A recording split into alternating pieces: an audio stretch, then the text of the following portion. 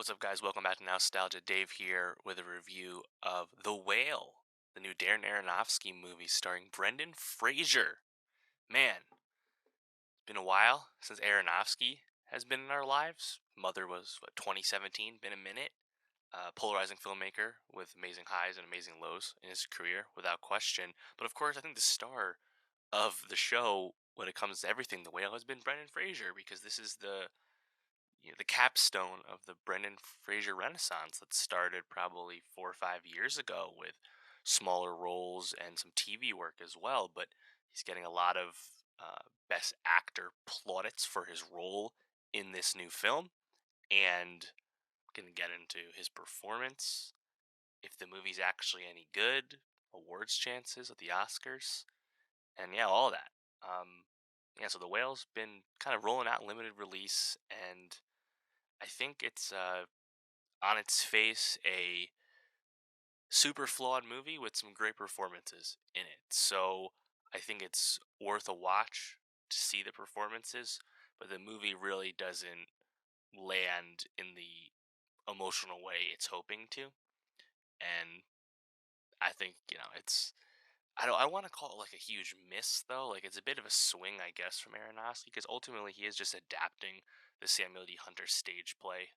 Hunter reworked the screenplay for the film, and the movie very much comes across as a staged adaptation. You're largely doing everything and seeing everything in the confines of Fraser's character Charlie's apartment. We're really only in this apartment, and really the apartment's living room more often than not.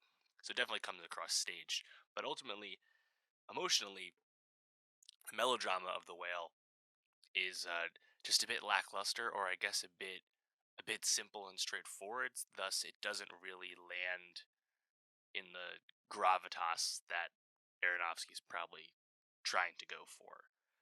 Charlie is a morbidly obese person, and it's a movie that makes that painstakingly clear at almost all aspects of the storytelling, because the movie is almost shot and staged in a like body horror esque way, where Charlie is presented via various angles and just the way like the camera fixates on him, that you're really sitting there and being sad, taking pity on this person who has, through extreme grief, uh, binge ate his way to really the end of his life. We're at a stage where Charlie's health is declining due to his just massive weight, and there's been a lot of talk and controversy around Brendan Fraser wearing a fat suit and being under heavy prosthetic to portray this character, and whether this movie's portrayal of obese people is kind,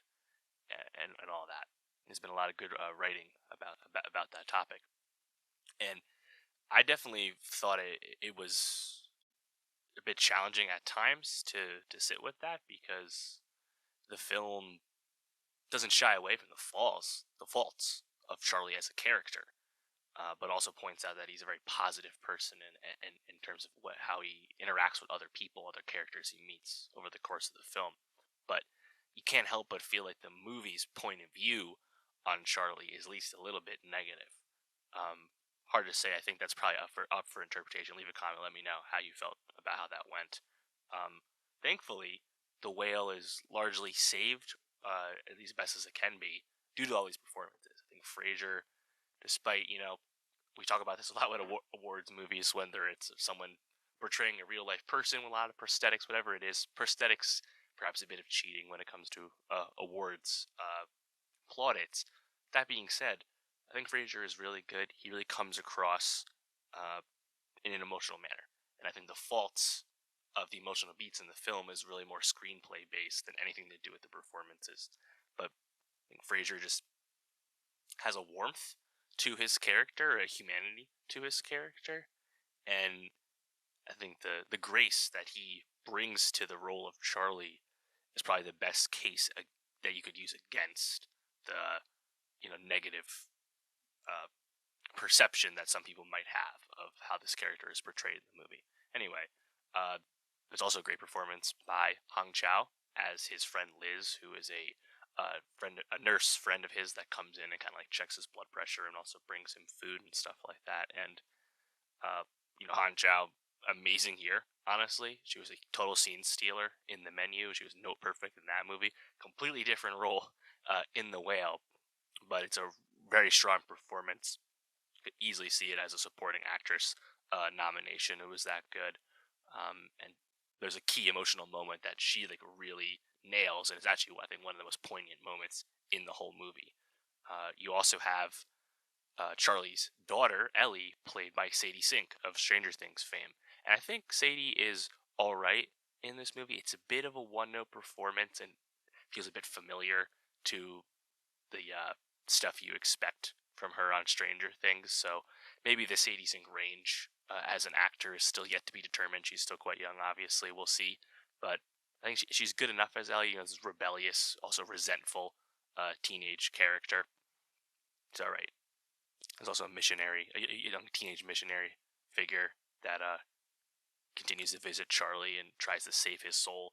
I think that's kind of like where I kind of brush up against a lot of the stuff with this movie is I think just the melodrama between Charlie being an absent father and this missionary figure who's trying to save him, and there's some like sexuality brought into this. Charlie as a gay man revealed right away in the film. I just don't know if there's anything like beyond the surface with any of that over the course of The Whale. So I did find the ending a bit frustrating. It's a bit abrupt for my taste. Uh, but yeah, I think it's worth the price of admission for the acting. And if Fraser was to win for Best Actor, he's probably him versus Colin Farrell and Banshees of Inisherin right now. I think it's a just win, and I mean part of that is like the narrative is so good. Obviously, Fraser having this long road after what he went through, this long road back to Hollywood, and this feels like kind of like the reaching the mountaintop with a truly celebrated performance. And if that wins Best Actor, I think that's a good a reason as any to win it. So we'll see about that. He's a lock to be nominated for sure. We'll see about if Chow gets in as well. But yeah, let me know what you thought of The Whale. Did you think The Whale worked for you? Was it just an acting showcase for you only? Leave a comment below. And subscribe, youtube.com/nostalgiapod, or wherever you get your podcasts for more movie reviews. See you next time.